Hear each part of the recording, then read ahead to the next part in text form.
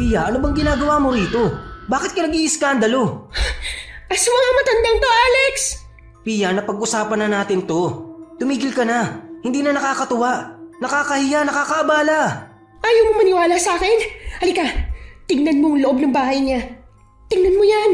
Tingnan mo ang altar niya. May picture at pangalan ko. Yung mga kandi-kandila niyang yan. Pati na rin yung simbolo at patay na manok na yan. Ano ibig sabihin yan, ha? O sige nga, Alex. Ngayon mo ipagtanggol sa akin ng matandang yan. Ngayon mo sabihin na hindi siya aswang. Kilala ang kasabihan na do not judge a book by its cover. Pero hindi madaling sundin.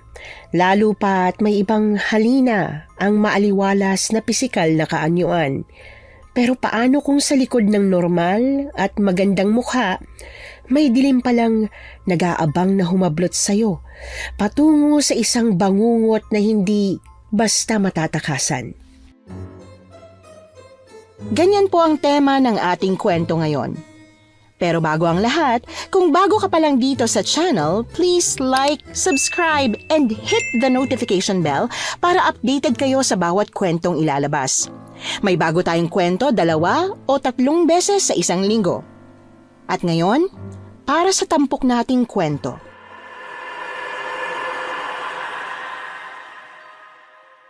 Hindi ko alam sa inyo, pero ako, aaminin ko na kapag kakaiba ang asta at kilos ng isang tao, parati ko silang pinagdududahan.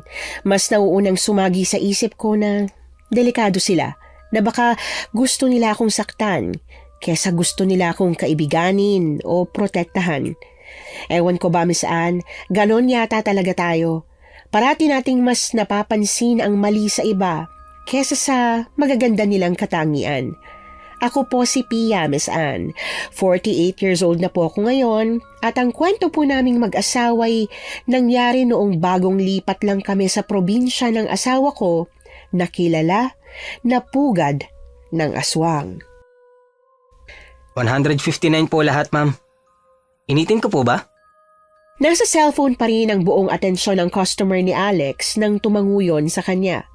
Binuksan niya ang kahera. Inabot ang sukli saka sinalang sa microwave ang pagkain. Paggilid ng customer, kinakabahan at kumakabog ang dibdib na lumapit ako sa dati kong kasintahan. Magandang gabi po. Alex! Pia, May free time ka ba? Kahit saglit lang, mga 5 minuto. May kailangan lang ako sabihin sa'yo. Importante. Pagtunog ng wind chime na nakakabit sa glass door ng convenience store, napatingin siya sa likod ko. Isang grupo ng kabataan ang pumasok. Sa pag-aakalang customer din ako, pumila sila kasunod ko. Pia. Malapit ka na rin namang matapos sa shift mo, diba? Kalahating oras na lang. Tapusin mo na lang muna to. Sa labas na lang ako. Hintayin na lang kita ron, ha? Sige, salamat. Pasensya na rin sa abala. Tinawag ako ni Alex. Sa porma ng postura niya, parang plano niya pa akong sundan. Pero hindi niya na yun nagawa ng isa-isa ng nilapag ng customer ang mga binibili nila. Mula sa glass wall ng convenience store, kita ko kung paanong aligagat nagmamadali si Alex na matapos ang lahat ng kailangan niyang tapusin. Tuwing susubukan niyang labasin ako, biglang may dumarating na customer. Kung kaya pagkatapos na talaga ng shift siya nakalapit sa akin. Pia, ano ba yun? Anong ginagawa mo rito? Gabing-gabi na. Hindi ba makakapaghintay ang sasabihin mo sa ibang araw? Kailangan ngayon talaga? Hindi ka ba hahanapin sa inyo? Pupuntahan na lang kita sa ibang araw. Saka natin pag-usapan ang kailangan pag-usapan. Ihahatid mo na kita. Hindi na ako uuwi sa bahay. Hindi na ako pwede ron. Hindi na ako pinapabalik ni kuya. Ayaw niya na ako ron. Ano? Bakit? May nangyari ba? Akala niya ba nagkikita pa rin tayo? Na may relasyon pa tayo? Ayaw niya bang maniwala na pinutol mo na talaga ang lahat ng meron tayo, Pia? Buntis ako, Alex. Buntis ako. Buntis ako at ikaw ang ama. Ba't tahimik ka lang? Ba't wala akong sinasabi? Hindi ka ba naniniwala sa akin? Alex, sa'yo tong batang to. Wala naman akong naging iba. At mas lalong hindi ako ganong klase ng babae, no? Mahigpit akong niyakap ni Alex. Paulit-ulit niyang hinalikan ng noo ko habang ang likod ko'y hinahaplos niya para patahanin ako. Kahit anong pangaalo niya, hindi ko magawang itigil ang pag-iyak ko. Sa'yo to. Anak natin ang baby na to, Alex. Pakiusap, maniwala ka sa akin. Hindi naman kita lulukuhin eh. Hindi ako ganon. Wala akong naging iba. Alam ko. Pia, alam kong akin ang baby na yan. Sorry, nagulat lang ako. Nagulat?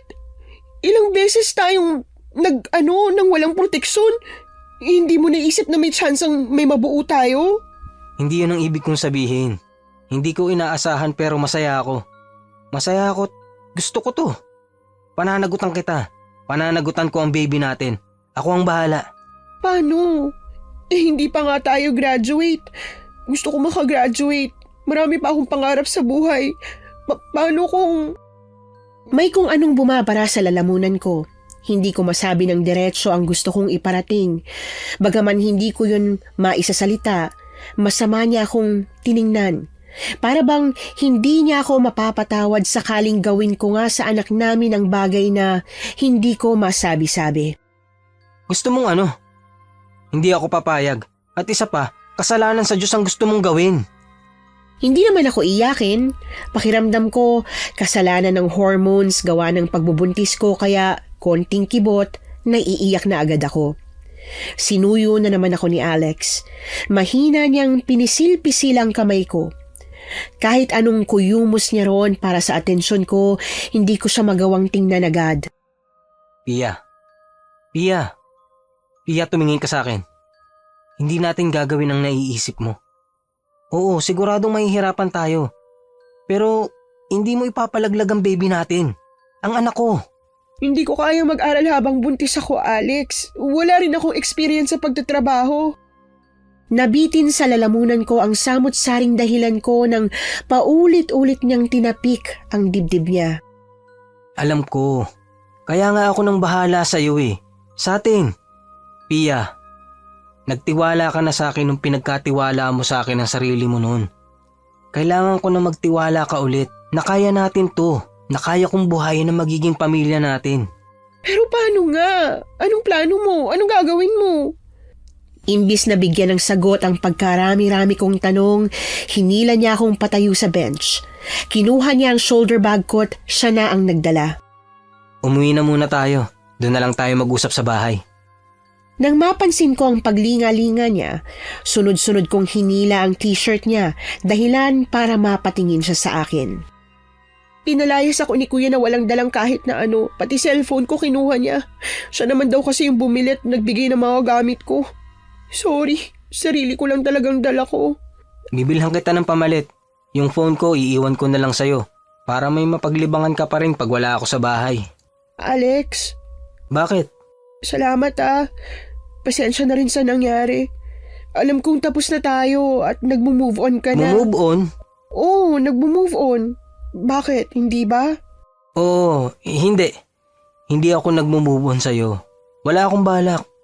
Hindi lang kita ginugulo. Pero hindi ako nagmo-move on. Ang gusto ko lang makatapos ka muna at makahanap ng magandang trabaho. Plano ko sana na pagkarapat dapat na ako para sa'yo, saka kita babalikan. Pinili kong tahimik na magsumika para sa future ko. Nang sa ganun, hindi na ako maliitin ng kuya mo. Para sana di kanya itago sa akin at ipagdamot.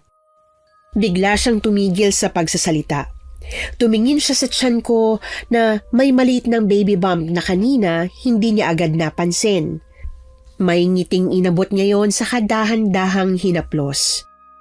Ngayong may parating na tayong baby, magiging pamilya na tayo. Mas lalo ako magsusumikap. Promise, Pia. Gagawin ko ang lahat para sa'yo at sa magiging anak natin. Mabilis na lumipas ang 1 buwan mula nung nagsama kaming dalawa. Samot-saring racket ang kinuha ni Alex para matustusan ang pag-aaral niya at pangangailangan namin sa bahay. Dinoble o baka nga tinriple pa niya ang sipag niya, pero hirap na hirap pa rin kami. Kahit anong pagsusumikap niya at pagtutulungan naming dalawa, parang hindi pa rin sapat.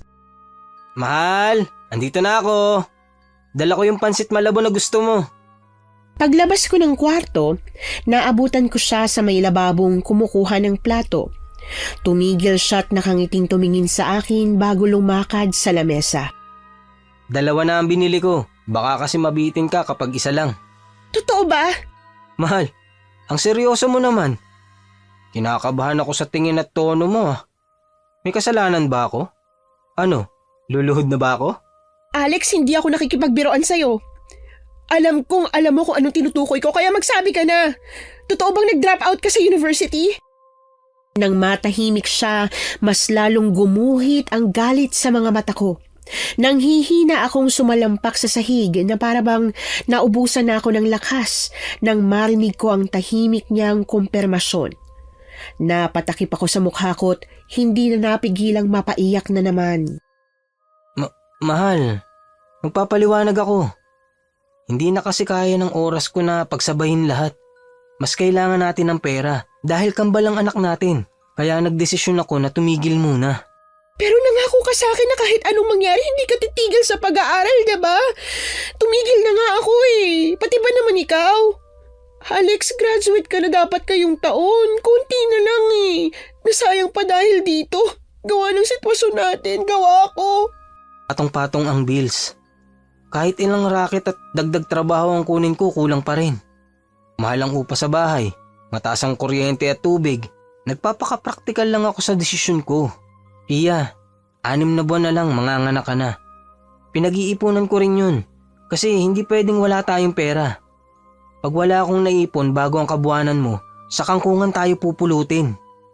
Pero mahal, promise, sa susunod na pasukan mag-i-enroll ako ulit. Tatapusin ko ang pag-aaral ko at pagkatapos nun, plano ko mga ibang bansa. Ano? Iiwan mo ko? Iiwan mo kami ng mga anak mo? Sa loob lang ng ilang taon, hanggang sa makaipon tayo. Pia, para rin naman to sa kinabukasan ng mga anak natin, ng pamilya natin. Ngayon pa nga lang na wala sila rito, hirap na tayo sa buhay. Paano na lang kapag naipanganak mo na sila? Kapag kailangan na rin natin silang pag-aralin. Pia, 2 bata ang kailangan kong sabay tustusan.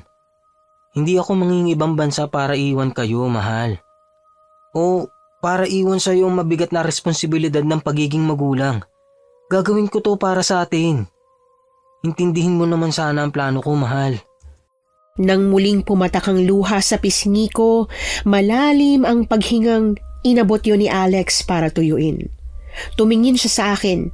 Kahit anong iwas ko, patuloy niyang sinusundan ang tingin ko. Bumuntong hininga ko nung kahit papaano'y nahimasmasan na ako. Ano, okay na? Pwede na ba tayong mag-usap ng maayos? Pakikinggan mo na ba ang side ko? Kung ba't ko ginawa ang desisyon na yon? At ba't ko inilihim muna sa'yo? Pasensya na kung nagalit ako. Nakukonsensya lang kasi ako eh. Pakiramdam ko kasalanan ko.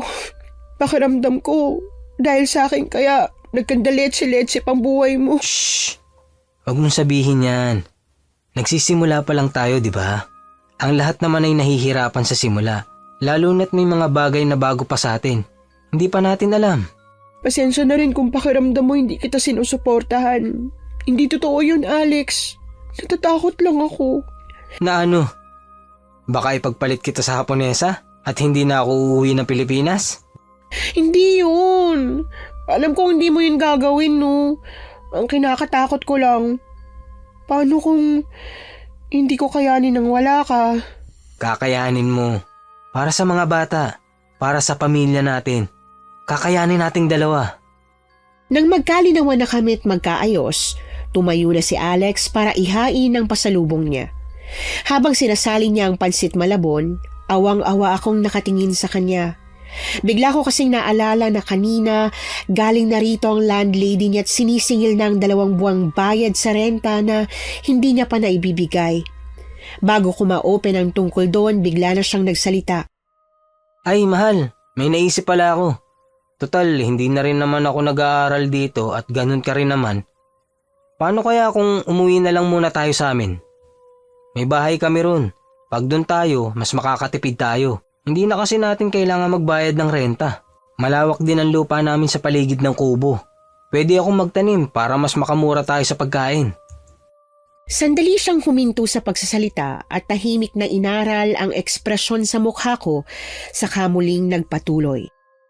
Pero kung gusto mo rito, ayos lang din naman sa akin. Okay lang, mahal. Sige, umuwi na lang tayo sa probinsya nyo. Kailangan naman talaga nating magtipid eh. At kung may paraan para mabawasan yung mga gastusin natin, di dun tayo. Talaga? Talaga?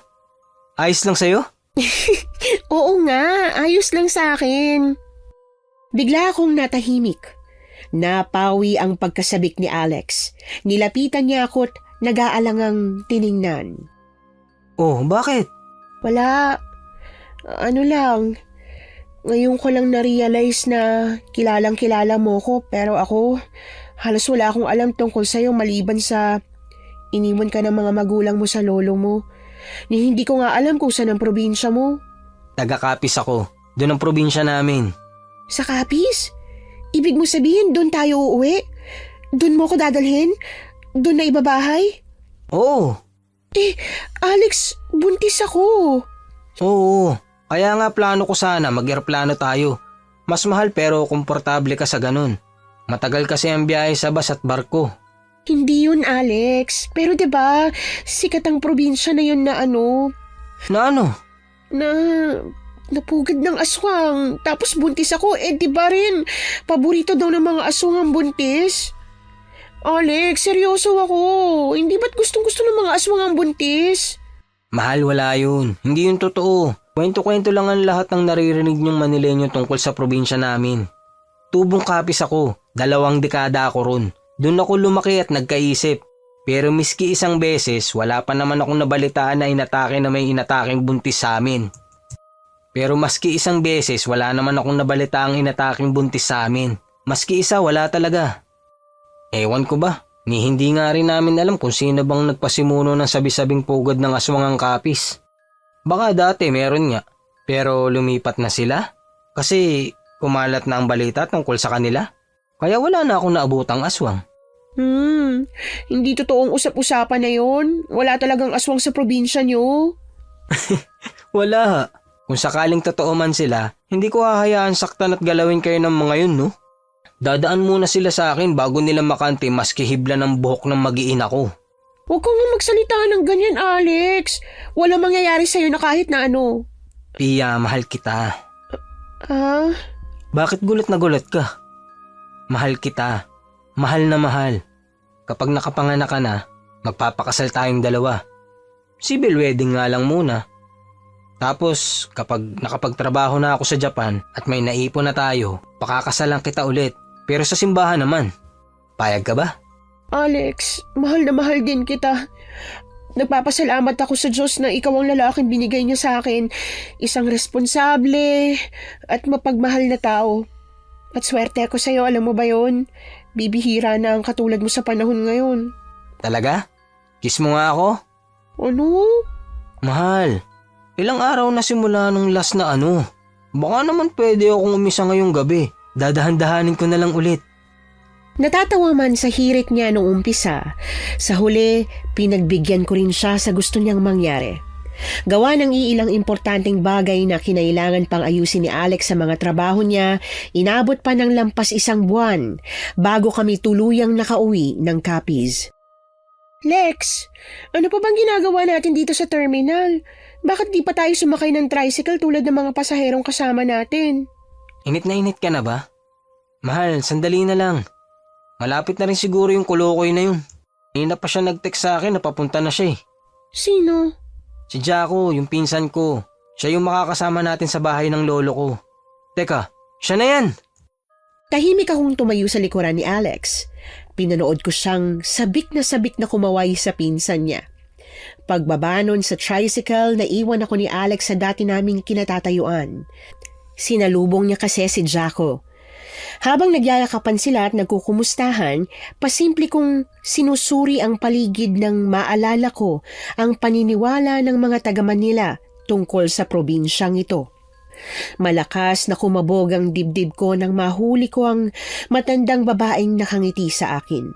Pabalik-balik ang tingin niya sa mukha at tiyan ko na nagbigay sa akin ng hindi maipaliwanag na pangamba.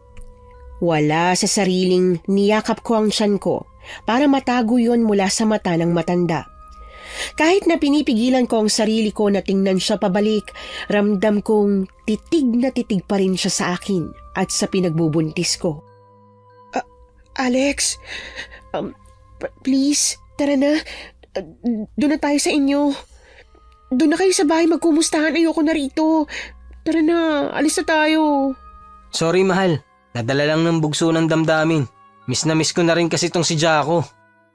Umakbay sa akin si Alex. Narinig kong may sinasabi siya pero hindi ko yun naintindihan kasi saglit akong naging abala sa paghahanap ko doon sa matanda. Nang masuyod ko ang bawat sulok ng terminal at hindi siya nakita, saka pa lang ako nakahinga ng maluwag. Pia, si Insan. Dating babae na lalaki raw ngayon. Jackie talaga siya pero Jaco na raw. Insan si Pia, asawa ko. Tas itong nasa tiyan niya, pulutan ng mga taga-baryo. Alam kong nagbibiro lang si Alex, pero gawa ng matandang parang nakabantay sa akin kanina, hindi ko magawang sakyan o ipagsawalang bahala ang biro niya. Imbis na masapok o masampal siya, hindi na lang ako kumibo. Nawala lang ang simangot sa mukha ko nang maglahad ng kamay si Jaco. Kumusta, Pia? Huwag kang mag-alala. Pinuno ko ng pangontra ng aswang ang bahay. Parang bulang nalusaw ang friendly smile sa labi ni Jaco nang makita niya ang pagbabago sa mukha ko. Gawa ng narinig ko, hindi ko na kinaya pat nagpakawala na talaga ako ng violent reaction. Ang akala ko ba walang aswang dito?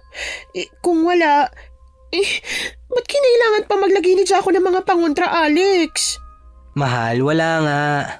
Pia, kumalma ka muna, chill. Magpapaliwanag ako. Nabanggit kasi sa akin ni Alex na medyo nag-aalangan kang pumayag na lumipat gawa ng mga kwentong aswang. Kaya naisip ko na bumili ng pangontra. Tapos ilagay sa bahay para lang mas mapanatag ka. Sigurado kayo ha? Siguradong sigurado. Tingin mo ba dadalhin kita sa lugar na to kung hindi ka ligtas dito? Mahal, ayos ka naman kanina. Ba't ngayon balisa ka na naman at napapraning? Kasi naman, yung matandang babae kanina, ang creepy niyang tumingin. Talagang tutok na tutok yung mata niya sa tiyan ko. Inikot ng mata ni Alex ang terminal. Nang wala siyang makita, kunot noong bumaling siya sa akin. Saka muling naghanap. Wala na, nakaalis na.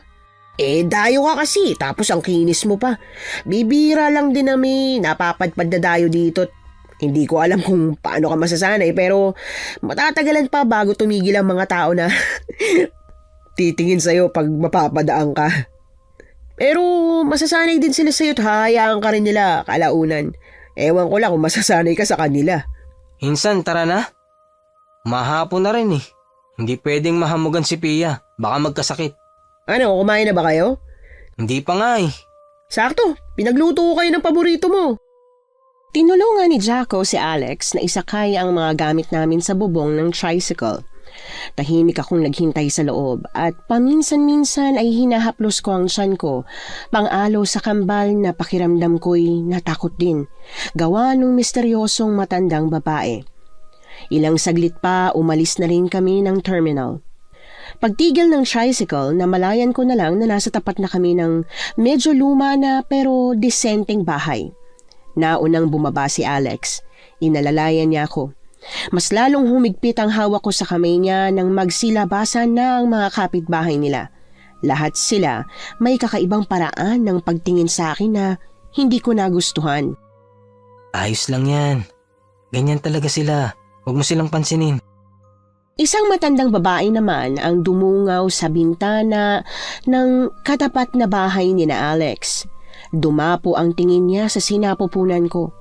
Biglang gumalaw ang kambal na gumulat sa akin. Malakas akong napasinghap at halos mabali ko ang kamay ni Alex pagkat doon ko rin naibuhos ang sakit na nararamdaman ko gawa ng paglikot ng kambal. Bakit? Ayos ka lang ba? May masakit sa'yo? Insan, ayos lang ba si Pia? Natagtag ba siya sa biyahe? Isang beses pang ngumiti sa akin ang matandang babae bago niya sinarado ang bintana ng bahay niya. Mahal, ayos ka lang ba? Sabihin mo sa akin kung anong nararamdaman mo. Wala lang to. nagulat lang ako. Bigla kasing sumipa yung kambal. Ano? Agad na yumuko si Alex. Dinikit niya ang tenga niya sa tiyan ko para pakiramdaman kung gagalaw pa ba ulit ang kambal. Pero kumalma na sila na para bang bigla silang nakatulog. Ayaw na nila. Nahiya sila sa papa nila. Natatawang inabot ko ang may kahabaan ng buhok ni Alex. Natigil lang ako sa paglalaro ko sa hibla noon nang nakanguso siyang tumayo na para bang kasalanan ko na hindi siya pinapansin ng mga anak niya. Sa susunod, sabihin mo agad sa akin kapag sumipa sila. Gusto ko rin silang makita at maramdaman eh. Huwag kang mag-alala, maraming beses pa silang sisipa. Tas tuwing sisipa sila, kukurutin kita para hindi lang ako nasasaktan. Diyos ko, Pia, pinakaba mo ako. Akala ko naman kung ano na nangyari. Tara na nga, pumasok na tayo. Liga na, bilis, bilis. Tinulungan ni Alex na maghain si Jacko sa kusina, kaya naiwan ako sa may sala. Malaki ang bintana ng bahay ni na Alex, kaya kahit nasa loob na ako, kitang-kita ko pa rin ang labas, pati na rin ang mga kapitbahay nilang nakikiusyoso sa pagdating ko. Nang lumabas ang matandang babae mula sa kubo niya, muling gumalaw ang kambal. Sunod-sunod at sabay-sabay ang naging pagsipa nila. Sa lakas ng puwersa nila, saglit akong parang hindi nakahinga. Habang hawak ko ang dibdib ko, lumabas si Alex ng kusina. Dali-dali siyang lumapit sa akin nang makita niya akong namimilipit habang hawak ang tiyan ko. Mahal, sigurado ko bang ayos ka lang? Lex, nandyan pa ba yung matanda? Matanda? Sinong matanda, mahal? Yung matandang nakatira sa tapat. Kanina, nandyan siya eh. Tapos nakatingin dito.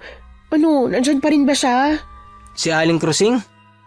Oo, nasa bakuran pa rin niya. Nagpapakain ng manok. Bakit ba? Isarado mong bintana. Bakit? May ginawa ba sa'yo si Aling Krusing, Pia?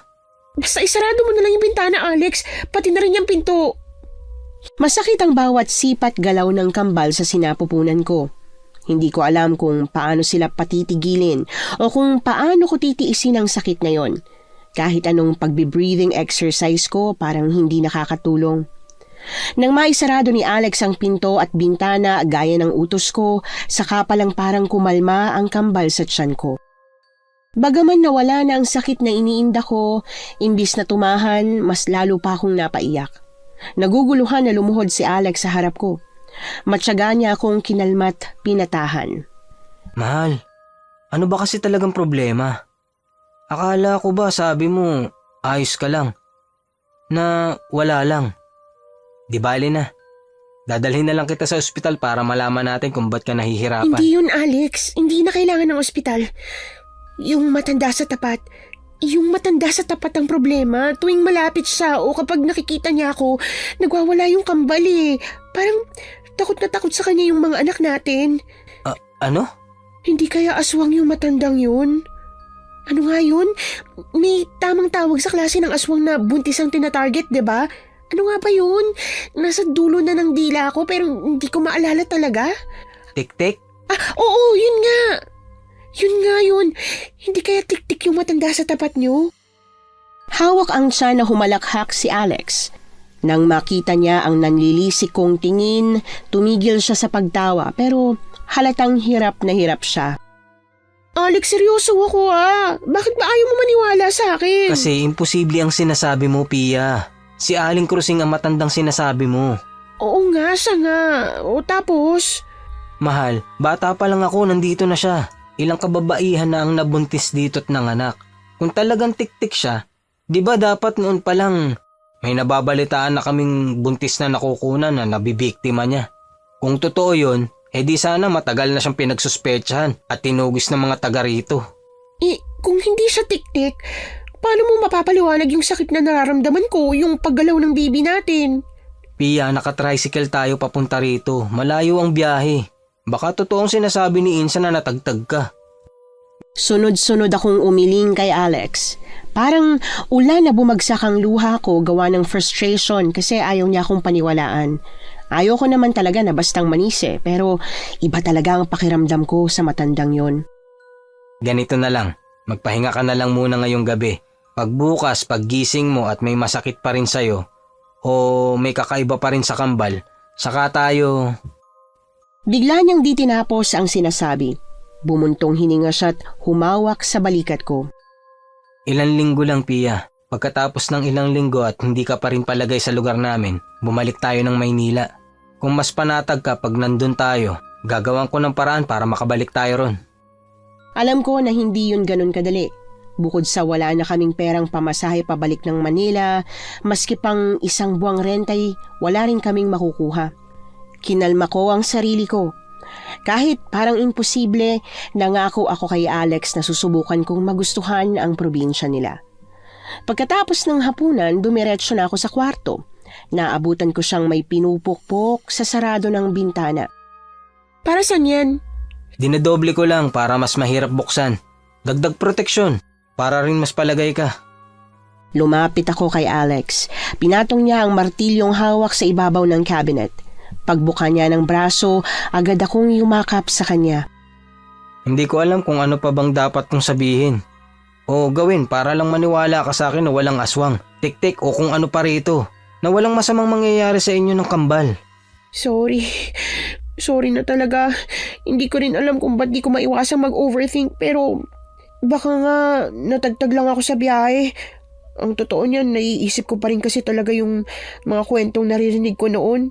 Baka yun din talaga yung pinagmumula ng kapraningan kong tumahal. Plano ko pa naman sana na ipakilala ka kay Aling Krusing bukas. Ha? Pero dahil nga hindi ka komportable sa kanya, hindi ko naman naipipilit. Bakit ba gusto mo ko ipakilala pa sa kanya? Nakasanayan ba yun dito? Kailangan ba na pag magkakapit bahay, magkakilala? Hindi naman. Pero kami kasi ni Insan, malapit talaga kay Aling Krusing.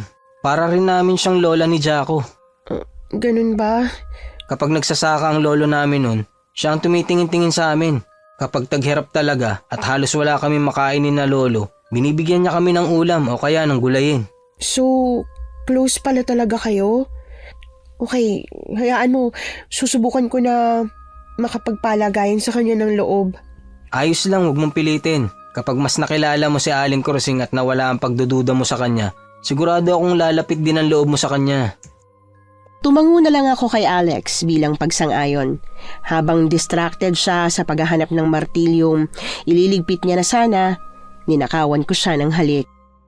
Sorry ulit. Kinis na kita. Ba't di na tayo? Tapos na to.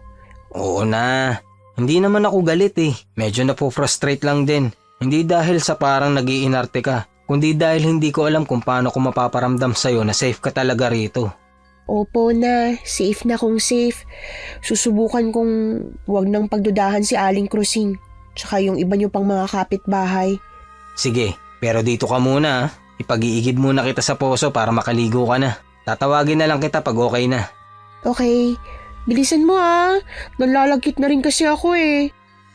Hindi tulad sa Manila na maingay pa rin kahit hating gabi na, sa probinsya ni na Alex, nakabibingi na ang katahimikan kahit na 7:00 pa lang ng gabi. Pagkatapos ng ilang saglit na pangingialam sa mga gamit sa kwarto, binuksan ko ng mga bag namin. Isa-isa kong nilabas ang damit namin. Habang kumakanta at inaayos yon sa lumang aparador, may kung anong ingay ng hayop mula sa labas ng bintana ang pumukaw sa atensyon ko. Hawak ang hanger na gawa sa kahoy, dahan-dahan akong lumapit sa bintana para i-check kung tama ba talaga ang dinig ko. Sino yan? May tao ba dyan? Hindi ko maipaliwanag kung bakit kahit takot na takot ay nagawa ko pa ring buksan ang nakasaradong bintana. Ganun na lang ang pagkunot ng noo ko nang makita ang isang baboy ramo na nakahinto sa mismong tapat. Diretso itong nakatingin sa akin na para bang kinikilatis niya ako o di kaya ay may kung anong pakay siya sa akin. Pia, bakit mo yan binuksan? Gulat kong nilingon ang bagong dating na si Alex. Akala ko kasi may tao pero wala naman, baboy damo lang. May pagtatanong siyang lumapit sa akin. Bumaling ako sa kung saan ko nakita ang baboy ramo kanina pero wala na yun doon. Ha? Saan na napunta yun? Alex, promise, kanina may baboy damo talaga dyan. Ngayon na ako nakakita ng ganun eh. Itim na itim pala talaga sila, no? Ang cute. Sino kaya may alaga nun? Pwede rin ba tayo mag-alaga ng ganon? Tahimik at mabilis na sinarado ni Alex ang bintana ng kwarto, saka mainit ang ulo na humarap sa akin. Bago ko matanong kung may nagawa ba akong hindi dapat, nabulyawan na niya ako. Pia, pag ganitong madilim na, kahit pa tao o kung ano man yung naririnig mo sa labas, wag mong basta-bastang bubuksan ng bintana o pinto. Bakit naman? Basta sumunod ka na lang. O akala ko ba sabi mo walang aswang dito? Bakit ngayon ganyan ka? Kasi hindi lang naman aswang o tiktik ang dapat natin pag-ingatan. Hindi lang sa Maynila may nanloloob, Pia. Paano kung magnanakaw pala yung narinig mo kanina? Di napasok na tayo. Napahama ka na. May nangyari na sa'yo at sa anak natin. Pasensya na. Ay, naayos ko na yung panligo mo. May mainit na tubig na rin yun. Maligo ka na para makapagpahinga ka na. Sa kalagitnaan ng paliligo ko, narinig ko ang pagdating ng ilang motor. Ilang saglit pa, narinig ko na ang halo-halong boses ng lalaki. Base na rin sa naging takbo ng pag-uusap at kumustahan nila, mabilis kong napagtanto na lahat yon kaibigan ni Alex. Gusto ko man sumama pero yung nobya ko kasi, hindi ko siya pwedeng iwan dito. Ayoko siyang iwan at nag-a-adjust pa yon. Naninibago pa ba? Pagpasok ko ng kwarto, mas naging malinaw pa sa pandinig ko ang pinag-uusapan ni na Alex. Sa may bintana ng kwarto kasi sila nag-uusap. Pagkaraan ng ilang saglit, narinig ko ang pagbukas ng pinto. Kumakamot sa ulong nagpakita sa akin si Alex. Yung mga kaklase ko nung high school nasa labas. Yung isa kasi naming kaibigan aalis na papuntang US sa Sabado. Kaya may padispedida, niyayayaan nila ako. Sumama ka. Ayos lang sa akin. Matagal mo na rin naman silang hindi nakasama, diba? Pero kasi ayoko rin naman kitang iwan dito. Plano ko sana na isama ka na lang. Isang oras lang, uuwi rin agad tayo. Gamitin natin yung tricycle ni Jaco papunta ron. Sa kabilang barangay pa kasi sila. Pero wala pa namang 15 minutos ang biyahe, mahal. Please, pumayag ka na. Saglit lang talaga. Kahit pagod at mas gusto ko na sanang magpahinga na, alam ko na pag hindi ako sumamay, hindi rin tutuloy si Alex, kaya napilitan akong pumayag. Bilang ang mga poste ng ilaw na nadadaanan namin, karamihan pa sa mga yon ay pundi na ang ilaw. Nagsisitaasan din ang mga puno sa paligid at samot-saring huni ang naririnig ko na nakakapagparamdam na naman sa akin ng takot. Kapag pauwi ba, ihahatid pa nila tayo? Baka hindi na. Sigurado akong lasing na ang mga yun pagkatapos eh. Alam ko naman ang dadaanan pabalik kaya walang problema kahit tayo lang. Ba't mo natanong? Tayo na lang mamaya. Yung mga dinaanan natin kanina, halos wala nang ibang dumadaan eh. Bakit? Natatakot ka ba? Mamaya dun ka sa likod umupo para tabi tayo. Dapat pala sinama na lang natin si Jaco. Sinasama ko naman talaga si Jaco eh. Hindi lang siya pwede kasi maaga siya sa kuprahan. Nga pala, sasama ako sa kanya bukas ha. Maaga rin ako aalis. Gawa ng pag-uusap namin, hindi kami agad na nakapasok sa bahay ni na Bards. Bago makasunod, nilabas na kami ni Bards. Tahimik kaming bumuntot sa kanya.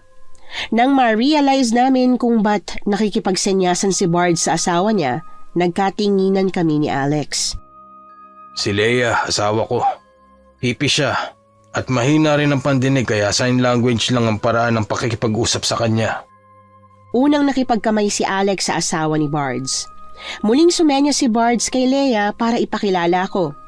Tulad ni Alex, naglahad din ako ng kamay kay Leia, pero imbis na tanggapin ni Leia ang kamay ko, mas lumapit siya sa akin. Walang paalam niyang hinaplos ang sinapupunan ko. Dala ng gulat dahil sa ginawa ni Leia, nahampas ko ang kamay niya.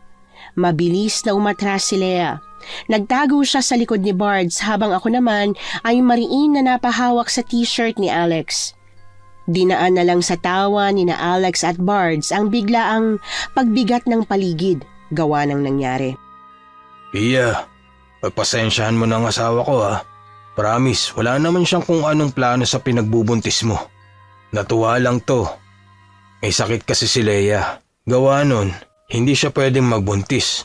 Kaya sa tuwing nakakakita siya ng nagdadalang tao, nai-excite siya. Para akong nabunutan ng tinik matapos kong marinig ang paliwanag ni Bards. Nilapit ni Bards ang mga labi niya sa tenga ni Leia para bumulong. Lumamlam ang tingin ni Leia sa akin. Yumuko siya sa kasumenya sa amin ni Alex. Sorry raw. Paano mo naman nalaman na nagsusorry siya? May konti akong alam sa sign language. Konting-konti lang. Pero yung pinaka-basic lang. Ganun ba? Ang dami ko talagang hindi alam tungkol sa'yo, no? Lumayo ako ng konti kay Alex. Pagkatapos kong makipagbulungan sa kanya, nahagip ng mata ko si Leia. Nakita ko kung paanong bantay sarado niya ako, pati na rin ang tiyan ko. Gusto ko man na wag nang bigyan ng kahit na anong kahulugan ang kinikilos niya kasi nakapagpaliwanag na si Bards kung ba't ganun mag-react si Leia, nabahala pa rin ako't na-weirdohan sa kanya. Biglang nagdaop ang mga mata naming dalawa. Parang may nakita akong kislot galing doon. Tas biglang parang bulang natunaw ang lahat ng pag-overthink ko. Pasensya na rin pala. Hindi ko sinasadyang mapalong kamay niya. Nagulat lang ako. Hindi kasi ako sanay na basta-bastang hinahawakan eh. Lalo na yung tiyan ko. Ayos lang, naiintindihan namin. Pia, sa kwarto namin may aircon na TV. Kung gusto mo, pwedeng dun muna kayo ni Leia sa loob habang nagiinuman kami rito sa labas. Tuwang-tuwang hinawakan ni Leia ang kamay ko. Hihilahin na niya sana ako papasok ng kwarto nilang mag-asawa nang hawakan din ako ni Alex. Pagtingin ko sa kanya, umiling siya sa akin. Dito ka lang. Dito ka na lang. Gusto ko yung nakikita kita. Pero sa kwarto lang naman kami. Wala naman kaming ibang pupuntahan. Magkukwentuhan lang kami. Magkukwentuhan? Kayo ni Leia? Paano kayo magkukwentuhan hindi naman siya nakakapagsalita? Alex! Bards, Leia, sorry. Hindi, ayos lang. Tama rin naman si Alex. Di nga rin kayo magkakaintindihan ni Leia. O sige na, dito na lang kayo. Makinig na lang kayo sa pinagkukwentuhan namin. Kinuha kami ni Bards ng sarili naming mauupuan ni Leia. Binigyan niya rin kami ng game board na pinagkaabalahan namin ng asawa niya habang nagkukwentuhan naman sila ni Alex at nagiinom. Ano? Nagtawanan si Bards pati na rin ang dati nilang mga kaklase. Binibiro lang kita. Napaka-nervyoso mo pa rin pala. Alam ba ng nobya mo na duduwag-duwag ka? Hindi Hindi na. Dati lang yun. Ngayon, mas matapang na ako, mamen. Basta yun. 5 taon na simula nung huling nagkaroon ng buntis sa buong barangay nyo dito. Sa tagal nang walang nagbubuntis sa atin, nakakapanibagong makakita ng babaeng lobo ang tiyan. Ilalapag ko na sana ang barahang nilalaro namin ni Leia at matatalo ko na siya nang marinig ko yun. Gaya ni Alex, natigilan ako at napabaling kay Bards. Parehas kaming na-curious. 5 taon? Bakit ang tagal nang wala? May nangyari ba? May dapat ba akong malaman? Wala naman kasing nabanggit si Jaco na may ganito pala rito. Nangyayari? Gaya ng ano? Dinadali sila ng tek-tek? Huwag mong sabihin sa akin sa tagal mo sa Maynila.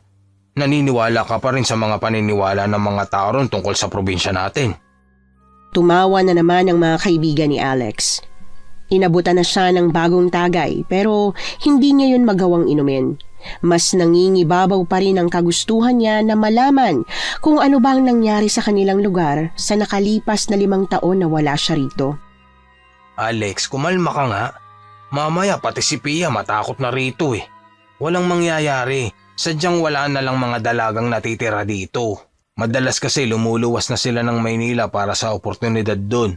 Doon na din sila nabubuntis. Alam mo naman ang mga umaalis sa lugar natin, hindi na bumabalik. Ikaw pa lang ulit nang bumalik. Himala nga eh. Akala namin di ka natatapak dito. Sinong huling nabuntis dito? Yung asawa ni Mike. Kaso nakunan habang tulog. Alam mo, kawawa ngayon eh. Hindi niya kinaya yung nangyari sa anak nila kaya nabaliw yung asawa niya. Tapos si Mike, ewan. Basta umalis na lang. Hindi namin alam kung saan na napunta. Ha? Ano ba yun? Kapag nanganak si Pia, pwede bang kunin mo kaming ninong at ninang ni Leia? Tagal nang gusto ni Mrs. ng baby eh. Plano sana namin mag-ampon kaso lang. Ayun nga, wala rin naman kaming batang maaampon dito. Sige ba? Walang problema. Basta sagot niyo ang lechong baboy sa binyag ng anak namin ha? Ayun lang ba? Sus, maning-mani. Oo naman, kahit dalawahin ko pa yan. Nang mapunta sa binyagan ang takbo ng pag-uusap ni na Alex at Bards, nakalimutan na namin yung naungkat na sikreto ng dalawang barangay. Lalong napasarap ang inuman nilang magkakaibigan, pero nang makaramdam si Alex na tinatamaan na siya, nagpaalam na siya kay Bards na uuwi na kami. Anong sinasabi ni Lea, Bards? Gabi na raw at nakainom na si Alex. May isa pa namang kwarto sa bahay. Kung gusto nyo raw, dito na kayo matulog at bukas na lang ng umaga umuwi. Ngumiti sa akin si Lea. Kung ako lang ang masusunod, ayos lang sa akin na dito na magpalipas ng gabi. Pero sa di malamang dahilan, ayaw ni Alex. Mailap siya kay Lea. Kulang na nga lang, harap-harapan niya akong bilinan na huwag kaibiganin ang asawa ng kaibigan niya. Magkakape na lang ako, Bards. Pasensya na, pero ayos lang ba? May kape ba kayo? Hindi naman ako ganun kalasing. Kapag nakapagkape na ako, mawawala rin tong tama ako. Umiling si Lea kay Bards. Mariin niyang hinawakan ng damit ng asawa. Halatang uminit ang ulo niya at ayaw pumayag na hindi masusunod ang gusto. Nagulat ako nang bigla na lang hawakan ni Alex ang braso ko. Kulang na lang, kalad ka rin niya ako palabas ng bahay ni na Bards. Pia, halika na. Uwi na tayo. Kaya ko pa naman talaga magmaneho eh. Humawak din si Lea sa braso ko. Pinigilan niya si Alex na hilahin ako palabas ng bahay. Nakipagsukatan siya ng tingin kay Alex. Sa takot na baka magpang-abot ang dalawa, pilit akong pumagitna. Ayos lang sa akin na dito na tayo magpalipas ng gabi, Lex. Mukha namang nag-aalala lang talaga si Lea eh. Hindi, Pia. Uwi tayo. Ako ang padre di pamilya. Kaya dapat ako masunod. Pag sinabi kong uuwi tayo, uuwi tayo. Alex, sandali lang naman. Bitiwan mo ako. Nasasaktan ako. Parang biglang nahimasmasan si Alex gawa ng reklamo ko. Tiningnan niya ang braso ko at agad na niluwagan ang pagkakahawak niya sa akin. Mahal, hindi ko alam. Hindi ko sinasadya. Hindi ko alam kung bakit. Umuwi na nga tayo. Nakakahiya na rin kina Lea. Halika na. Kumalas ako kay Alex. Hinarap ko ang nag-aabang na si Lea. Maging ako'y nagulat nang bigla ko na lang siyang niyakap. Hindi ko naman kasi ugaling makipag-physical contact. Kung anong bigat ng pakikitungo ni Alex kay Lea, siyang gaan ng loob ko sa kanya. 2 oras na nagkasama kami, kahit di kami nag-uusap, pakiramdam ko'y naging matalik na kaming magkaibigan. Imbis na sa likuran niya, tulad ng nauna naming napag-usapan, sa sidecar ng tricycle ako sumakay nung pauwi. Mag-aalas 11 na nang dumating kami sa bahay. Dahil malalim na nga ang gabit, tulog na si Jaco, plano namin na bukas na lang sana pag-usapan ang ugali niya kay Lea. Pero may nasabi akong nagpabalik ng galit niyang humupa na kanina. Bukas, habang nandun ka sa kuprahan, kinalaya muna ako ha. Sabi niya tuturuan niya raw ako mag-ganchilyo eh. May mga gamit na rin siya para doon. Gagawa namin ng kumot yung kambal. Umiiling na sinapo ni Alex ang mukha. Pagmulat niya, sumalubong sa kanya ang nakataas kong kilay. Kahit gano'n na ang itsura ko, hindi pa rin nagpatalo si Alex. Ayoko. Pia, hindi pwede. Dito ka lang sa bahay. Hindi ako papayag na pupunta ka kina Lea nang ikaw lang at hindi ako kasama. At bakit naman? Kaibigan mo si Bards. Sanggang dikit nga kayo nung nag-aaral pa, di ba? Tas si Lea, mabait siya sa akin. Gusto ko siyang kaibigan, Alex. Kung yung aircon na TV ang dahilan kung bakit gusto mong tumambay ron, edi sige, gagawan ko ng paraan para mabilhan ka rin ng ganon ngayong linggo. Ano? Ganun ba kababaw ang tingin mo sa akin, Alex? Nakakaibiganin ko ang isang tao para lang sa material na bagay nila? Hindi ako komportable na maiwan sa mga kapitbahay natin. Yung matanda sa harap, takot ako sa kanya. Pakiramdam ko may gagawin siyang masama sa akin at saka sa kambal, kaya mas gusto ko kina Lea. Sinabi ko naman sa'yo, matagal na namin kilala si Aling Krusing. Di hamak naman na mas mapagkakatiwalaan natin siya kesa sa Lea na yun. Hindi mo ba napapansin kung paano niya titigan ng tiyan mo? Baliw! Nababaliw ka na, Alex. Ano, dahil ba iba sa atin si Lea? Dahil hindi siya makapagsalita kaya pinag-iisipan mo na siya ng ganyan? 2 oras kong kasama si Leia, diba? Tahimik lang yung kambal, Alex. Maski isang sipa, wala. Hindi katulad ng kay Aling Krusing na yan na kulang na lang lumabas na sila sa tuwing nasa malapit siya. May gusto pa sana akong sabihin kay Alex, pero hindi ko na natuloy nang may kumatok sa pinto. Nang buksan niyo ni Alex, bumungad sa amin ang pupungas-pungas na si Jaco. Insan, pasensya na. Ayoko man na panghimasukan ng kung ano man pinag-aawayan niyo ni Pia, pero kasi ang lakas talaga ng boses niyo eh.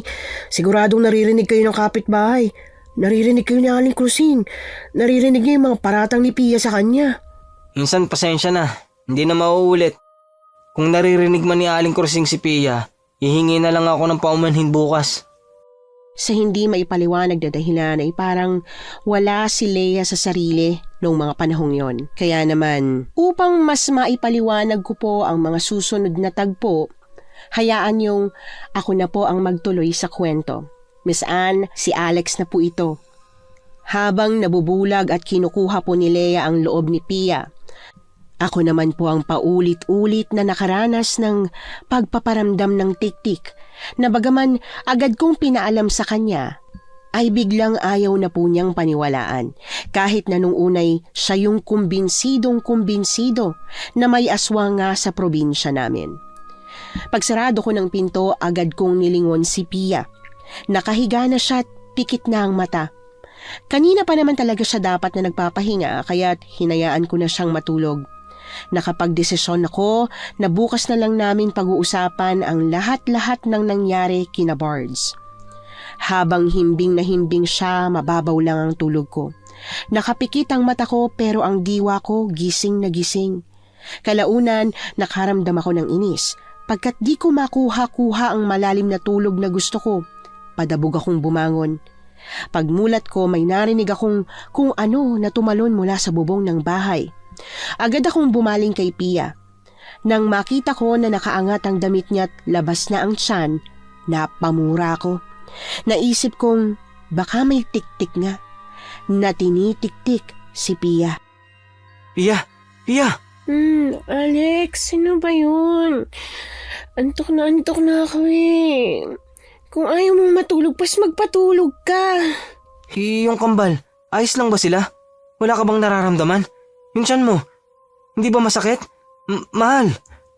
Imbis na sumagot, tinabig lang niya ang kamay ko't nagtalukbong na ng kumot. Gawa ng nangyari, tuluyan na akong hindi nakatulog. Paglabas ko ng kwarto kinabukasan nung may araw na, naabutan ko si Jaco sa kusina. Oh, Insan, gising ka na pala. Malapit na matapos to. Sasabay ka ba sa akin o hihintayin mo si Pia na magising? Pero kasi kailangan natin umalis ng maaga eh. Alam mo ba kung ano nangyari kay Mike at sa asawa niya?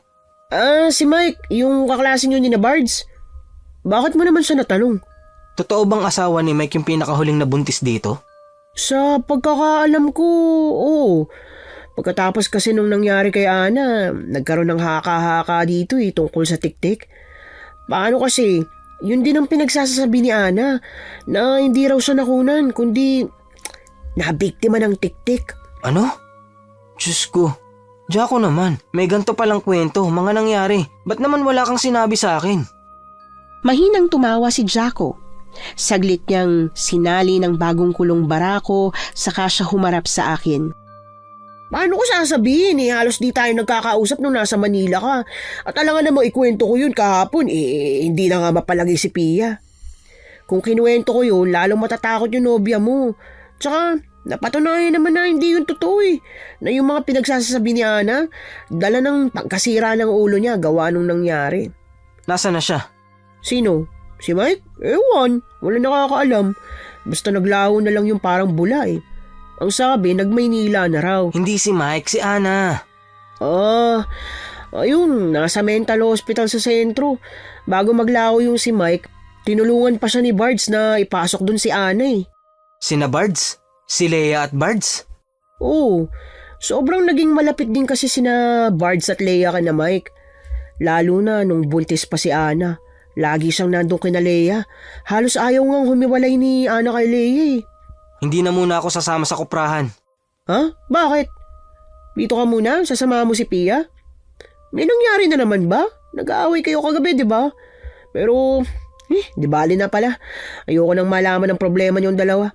Kung di ka sasama ngayon, papaliwanag ko na lang kay bossing. Pero bukas, pumasok ka ha. Baka mapalitan ka pag sunod-sunod ka ng absent eh. Jaco, Tuloy mo na. Nakikinig naman ako eh. bibisitahin ko si Ana sa mental. Gusto ko siyang makausap. Tungkol naman san? Kay Mike? Insan, di mo yun makakausap ng maayos. Malakas daw yung tililing nun eh. Walang nagbabago. Parang di na nga raw makaka-recover. Gusto ko sanang isama si Pia, pero nang gisingin ko siya nung mag-aalas 8 na pinagdabugan niya lang ako. Imbis na pilitin siya, nag-iwan na lang ako ng note na may kailangan akong gawin sa sentro pero babalik din agad. Dumating ako sa ospital kung saan pinasok si Ana. Pagkaraan ng ilang minutong paghihintay, dinala na rin si Ana sa visiting area. Ganon na lang ang pagtataka ko nang makita ko na siya. Pinagbasihan ko ang mga sinabi ni Jaco na akala ko wala akong mapipiga kay Ana, pero sa kilos niya, mukhang wala siyang diferensya. Mukha siyang normal. Hindi para sa kanya ang lugar na ito. Ana, di ba? Ikaw si Ana? Ako si Alex. Kaibigan ko si Mike. Hindi pa tayo nagkikita o nagkakakilala. Nasa Maynila na kasi ako nung nakilala mo si Mike. Nung nagsama kayo. Naglabas siya ng maliit na notebook. Inalis niya ang tingin sa akin sabay sulat ng tanong sa papel. Tinanong niya kung ba't ko raw siya dinadalaw, kung ano raw ang kailangan ko sa kanya. Nakunan ka raw habang tulog. Pero ang sabi mo, hindi yun totoo. Na nabiktima ka ng tiktik at hindi nakunan? Totoo ba yun? May sinulat siyang mga tanong sa papel. Mas marami kesa nung una't mas nakakakilabot na basahin. Buntis din ba ang asawa mo at halos ayaw lumayo kay Leia? Ang asawa mo ang isusunod niya sa akin. Kukunin niya ang anak niyo. Kakainin. Wala ka nang magagawa. Pag-angat ko ng tingin galing sa maliit niyang notebook, nakasampa na siya sa lamesa.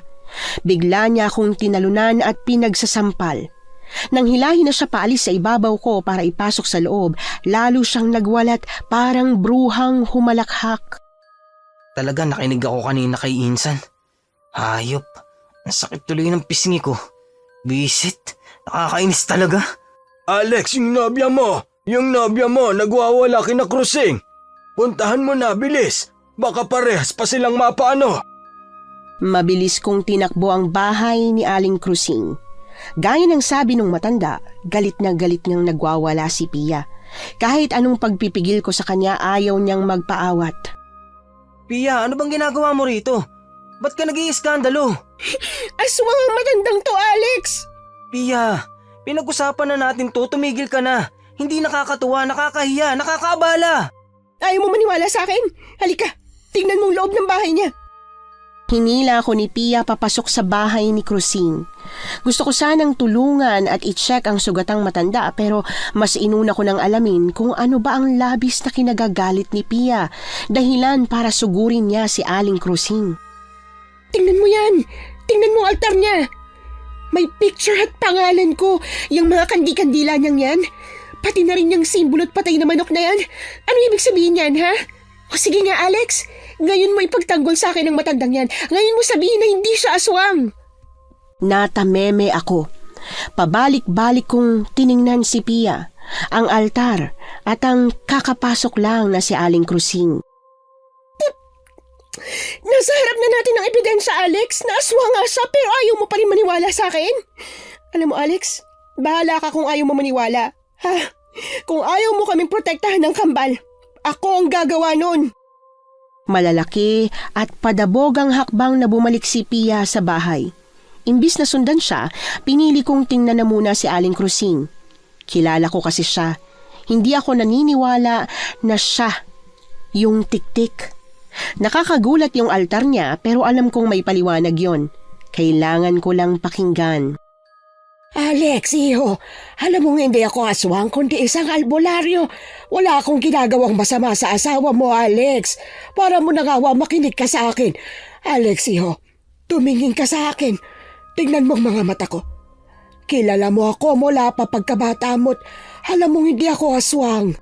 Alam ko pong hindi. At alam ko rin naman pong albularya kayo. Ang hindi ko lang po maintindihan ay kung ano ang nasa altar. Para saan yun? At bakit may picture at pangalan ni Pia? Ipaliliwanag ko sa'yo kaya makinig ka ng mabuti. Pagtango ko kay Aling Krusing, wala na siyang sinayang na oras. Dinala niya ako sa loob ng kubo. Dumampot siya ng puting kandila. May parang kakaibang mga salita siyang binulong sa kandila. Pagmulat niya, pinahid niya yon sa picture ni Pia sa kasinindihan. Punong-puno ng pagpapasensya niyang pinatulo ang kandila sa isang kutsarat. Nang mapuno yon, ay saka niya ito binuho sa palangganang may tubig. Pagkatapos niyang wisikan ng asin ng tubig sa palanggana, unti-unting namuo ang dalawang figura. Yung isa babae at yung isa pa'y may pakpak at mahabang dila. Kita mo na. Alex, nakikita mo ba? Oho. Pero ano po ba yan? Anong ibig sabihin? Sino po ba ang babaeng yan? Si Pia po ba? Huwag niyo sabihin na siyang Oo, iyo. Si Pia nga yan. Yung isa, yung may mahabang dila, yung tik-tik na nakakabit sa kanya. nakakabit sa kanya? Ano pong ibig niyo sabihin? Aling Krusing, wala ho akong maintindihan. Oho, kagabi may kakaiba. Parang may kung ano sa bubong. Kaso, di ko sigurado kung tik-tik nga yun. Tas ngayon, sinasabi niyong meron nga? Paano nangyari? Sa tagal-tagal ko rito, wala namang ganito dati. Isa pa, kararating lang po namin kahapon. Paanong inaaswang na agad ng ganito ang mag-iina ko? Iba ang amoy at linamnam ng buntis sa tik-tik, Alex. Kahit nasa malayo, naaamoy nila. Yung tibok ng puso ng mga sanggol sa sinapupunan ni Pia, dinig na dinig din nila yon. At dahil dalawa ang batang dinadala ng nobya mo, mas malakas ang tawag sa mga ganitong nilalang. Sapat na ang narinig ko para hindi na mag-aksaya pa ng oras. Aalis na sana ako sa bahay ni Aling Krusing nang hawakan niya ang braso ko. Oh, saan ka pupunta? Kailangan ko na pong ilayo ang mag-iina ko sa lugar na to. Kailangan ko na silang maitakas sa lalong madaling panahon. Alex, wala ka nang magagawa pa. Kahit ibalik mo pa ng Maynila ang mag-iina mo, susundan lang kayo ng tik-tik. Hindi siya titigil hanggat hindi napapasa kanya ang kambal. Ano pong dapat kong gawin? Paano ko po mapoprotektahan ng mag-iina ko? Nang una kong makita si Pia, alam ko na agad na may nakabantay na sa kanya. Alam kong meron, hindi ko lang alam kung sino o kung saan niya unang nakita ang nobya mo. Kapag nalaman natin kung sino ang tik-tik, pag naunahan natin siya't napatay, ibig sabihin po ba nun ligtas na rin si Pia? Sila na mga anak ko? Oo, pero alam mo ba kung sino? Meron ka na bang pinaghihinalaan? Hindi ba nga kararating nyo lang dito? Wala pa kayong masyadong nakakasalamuha. Meron po. Tingin ko kilalang kilala ko kung sino ang tik-tik. Ding nasiraan ng bait si Ana dahil sa nangyari. Pero may kutob akong nagsasabi rin siya ng totoo. Si Leia Aling Krusing. Yung asawa po ni Bards. Dayo ho yun, di ba?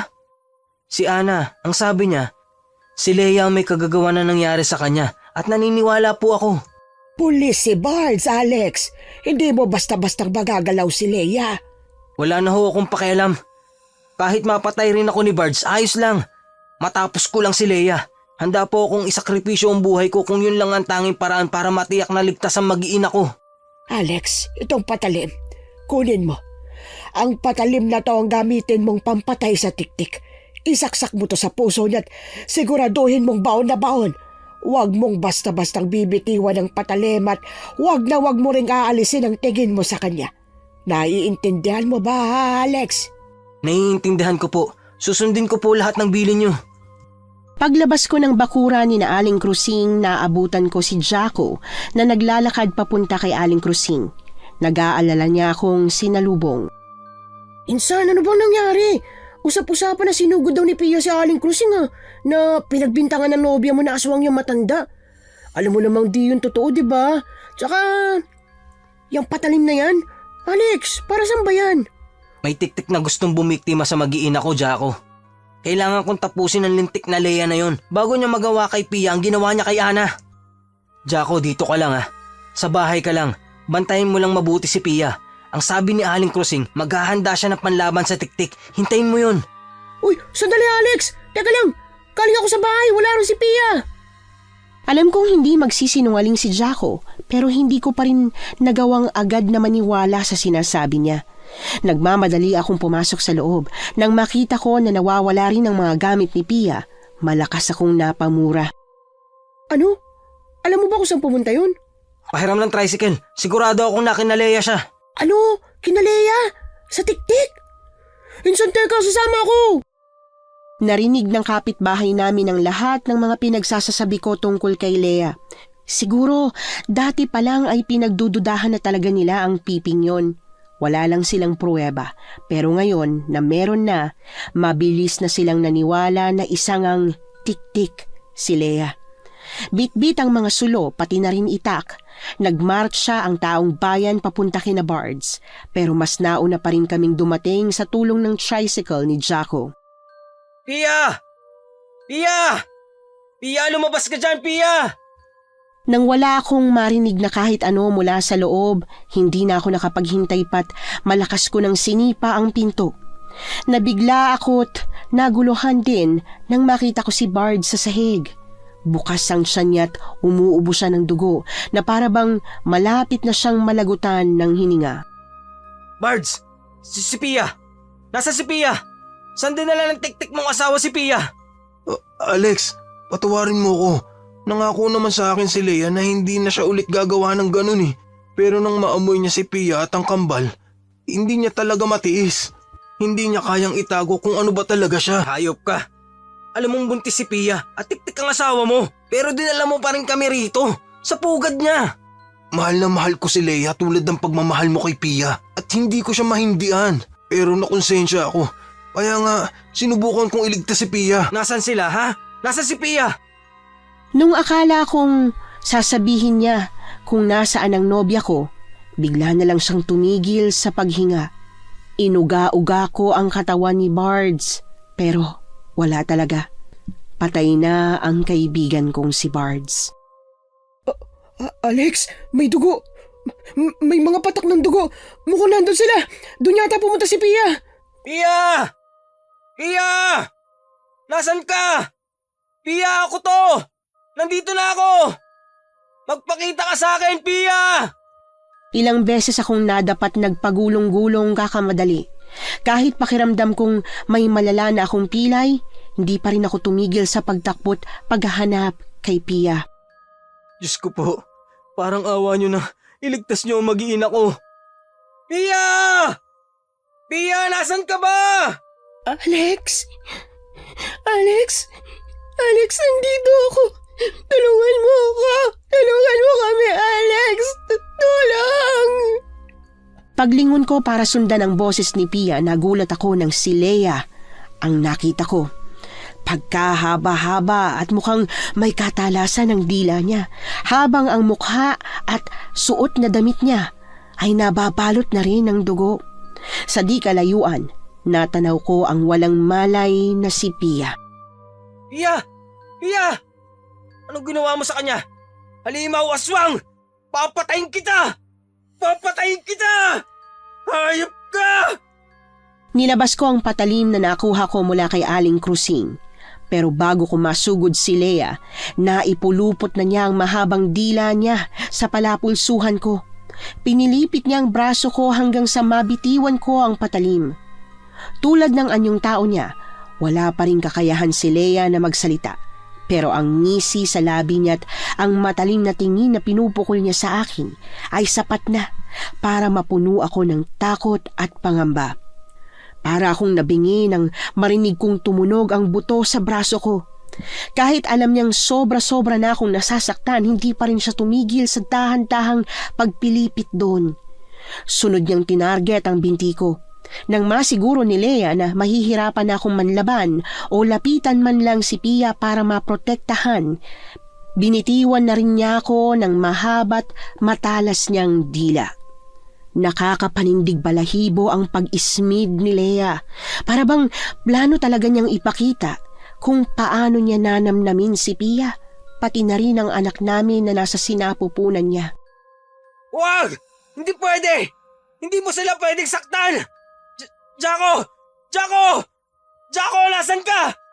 Para mo ng awa, tulungan mo si Pia! Iligtas mo si Pia! Iligtas mo ang mag-iina ko!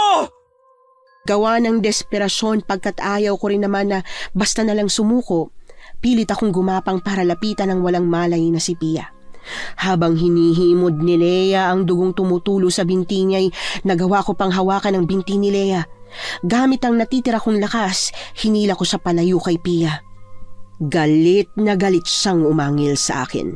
Muling bumalot ang dila niya sa leeg ko. Dahan-dahan yung humigpit. Habang unti-unti akong nawawalan ng hininga, mas tumataas ang kurba ng ngiti sa labi ni Lea. Nung oras na yon, wala na akong ibang paraan para labanan siya. Nawala na nga ako ng pag-asa at parang hinihintay ko na lang din na matulad kay Bards. Namalagutan din ang hininga nang biglang may tumamang bato sa ulo ni Lea. Dahil doon, napilitan si Lea na pakawalan ako. Nilingon niya kung sino ba ang nambato sa kanya. Pero nang makitang talo siya ng mga tao sa bilang, dahan-dahan na siyang umatras. Sinubukan pang tumakas ni Lea, pero mas mabilis na nakakilos ang mga tao para paligiran siya. Nasa iba't ibang direksyon sila, kaya wala na siyang ibang mapupuntahan.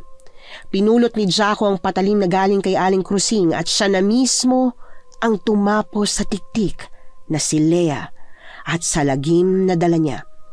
Parang musika sa tenga ko nang marinig ko ang malakas na paghiyaw ni Lea habang binabaon sa puso niya ang matalas na patalim. Pagkamatay niya, walang sinayang na oras at pagkakataon ng mga tiga-barangay namin. Agad nilang sinunog si Lea at hindi ito iniwan hanggang sa ang katawan nito'y tuluyan ng naging abo.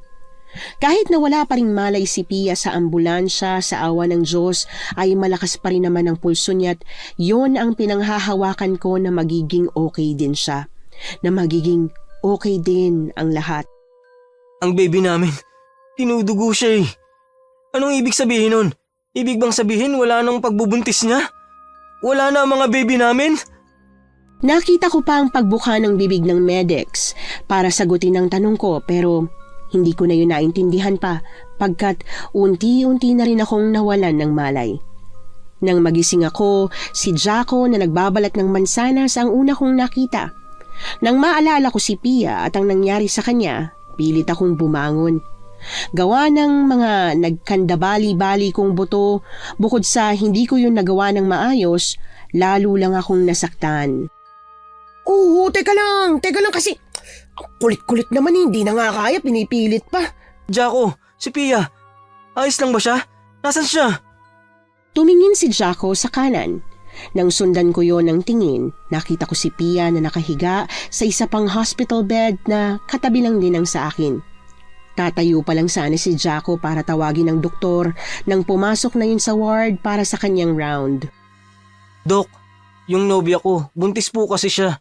Nung huli ko po siyang nakita, dinudugo siya. Ayos lang po ba siya? At yung mga baby namin, okay lang ba yung mga baby namin? Safe po ba sila? Agad na naalis ang bigat sa dibdib ko nang makita ko ang pagngiti ng doktor. Matapos niyang pasadahan si Pia na hanggang ngayon ay nahihimbing pa rin. Ang totoo, we're actually considering this case a miracle, Alex. Magandang balita para sa inyo. Ayos lang ang mag-iina mo. Magiging sensitive nga lang ang pagbubuntis ni Pia, but other than that, wala naman nang magiging ibang problema. Matyaga akong naghintay sa pagising ni Pia, pero lumipas na lang ang maghapon ay nanatili pa rin siyang walang malay. Habang nakaupo sa wheelchair, pabulong kong kinantahan ang kambal sa sinapupunan niya. Laking gulat at tuwa ko nang maramdaman ko ang paghawak ni Pia sa kamay ko. Alex? Mahal, gising ka na. Gising ka na rin sa wakas. Alex, si Lea. Tik-tik si Lea. Alex, at si Barnes. Sinubukan niya kaming itakas, pero nahuli siya ni Lea. Pinatay ni Lea si Barnes. Pinatong ko ang braso ko kay Pia. Marahan ko siyang hinaplos. Pagkakita niya sa kalmado kong mukha, unti-unti na rin siyang kumalma. Bagaman hindi niya alam kung paano, isa lang ang nasisiguro niya. Natapos na ang problema namin kay Lea. Tapos na, Pia. Pinatay na ng taong bayan si Leia. Ligtas ka na. Wala na siya. Namilog ang mga mata ni Pia. Nang maalala niya ang kambal, agad siyang tumingin sa kanyang sinapupunan. Bigla siyang napangiwi. Hindi niya ininda ang sakit gawa ng pagsipa ng anak namin. Sa halip, mas kinatuwa niya pa yun. Naramdaman mo ba yun? Nakahawak ka sa tiyan ko, diba? Kaya dapat naramdaman mo rin. Sumipa yung kambal. Nandito pa rin sila. Ligtas sila. Hindi sila nakuha ni Leia. Sa atin pa rin sila. Nasa atin pa rin. Oo, mahal. Ligtas ang kambal natin at wala na si Leia. Hindi niya na tayo magagambala pa. Tapos na. Ayos na ang lahat. Alex, I'm sorry. Sorry na hindi ako naniniwala sa'yo. Kung pinakinggan lang kita, hindi na ako nagpunta. Hindi kami malalagay sa alanganin ng kambal. Wala sanang mapapahamak. Hindi sana mamamatay si Bards. Iya, hindi. Yung nangyayari kay Bards, hindi mo yun kasalanan. Paulit-ulit kong hinalikan ang palad niya. Kahit paano, nagawa na naming magtawanan. Pero nang maalala ko ang dahilan kung ba't siya biglang nag-alsa balutan, sumeryoso ang mukha ko. Yung tungkol pala sa altar ni Aling Krusing, Pia, ginawa niya yun para malaman kung sino ang tiktik na nakabantay sa'yo. Hindi siya aswang. Hindi siya yung aswang. Albularya si Aling Krusing. At isa yun sa dahilan kung bakit may ganun siya sa bahay niya. Pero kasi, bakit ang likot ng kambal tuwing malapit siya?